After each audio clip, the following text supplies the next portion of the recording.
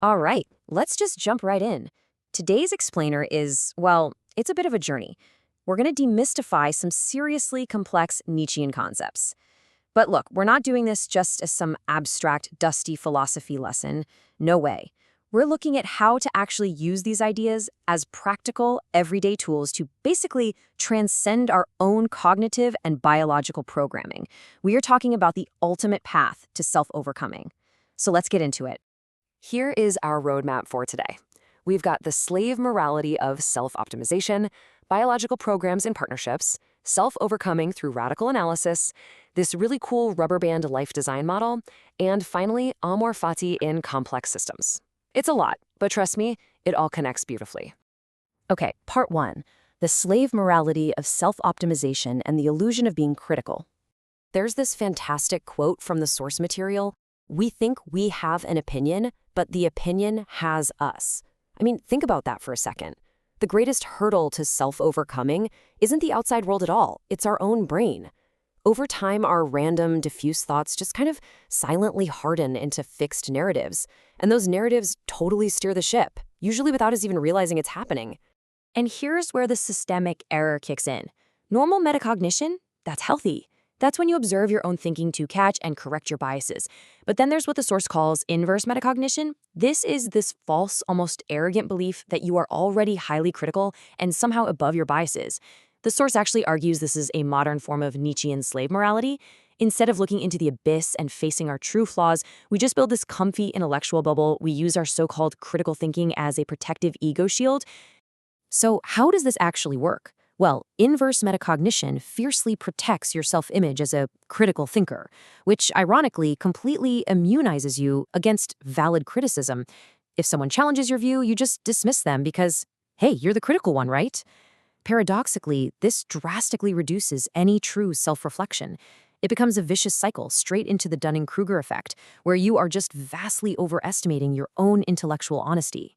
Moving on to part two, biological programs and partnerships, the evolutionary traps. To really understand self-overcoming, we've got to pivot from the mind to the body, to our ancient biological programming. And the source argues we have to look at relationships through a strictly neutral evolutionary lens. Because look, evolution, it doesn't know good or bad. It has no morality whatsoever. It's just a blind feedback loop where whatever successfully reproduces survives. And in that loop, dissatisfaction is the central sensor. Dissatisfaction is literally the trigger that forces action. Keep that in the back of your mind.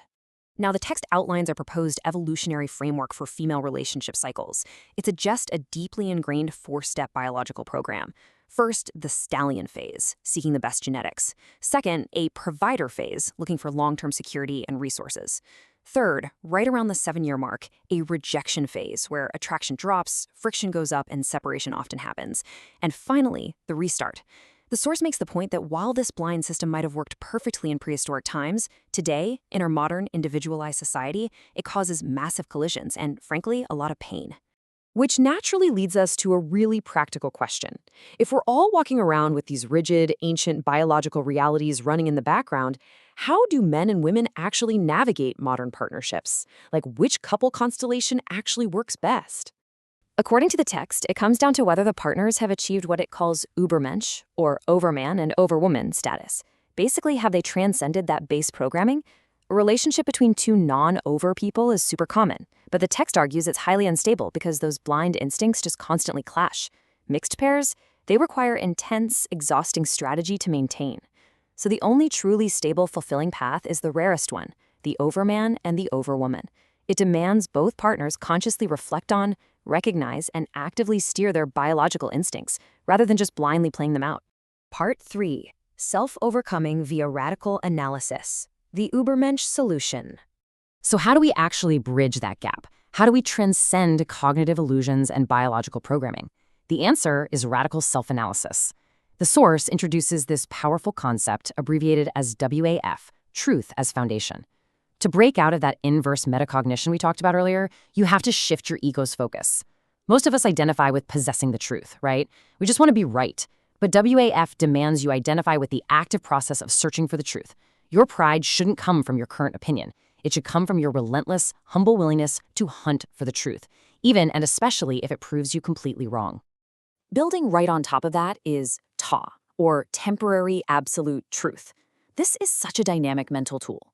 It means you hold your current position with absolute 100% conviction based on the best data you have right now.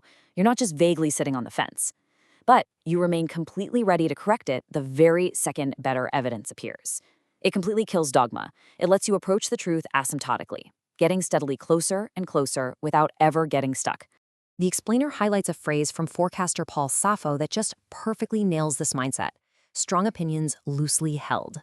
That is exactly how the Übermensch maintains both intellectual honesty and emotional flexibility. You have strong convictions, so you can act decisively in the world, but your ego isn't glued to them. You hold them loosely. Part 4. The Rubber Band Life Design Model and Conscious Alignment.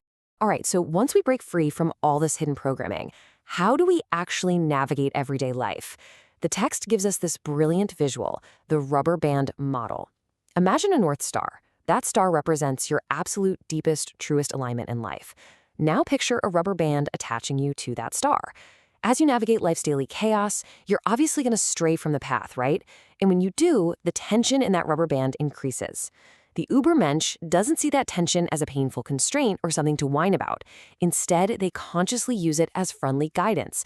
They let that tension pull them right back toward their true North Star.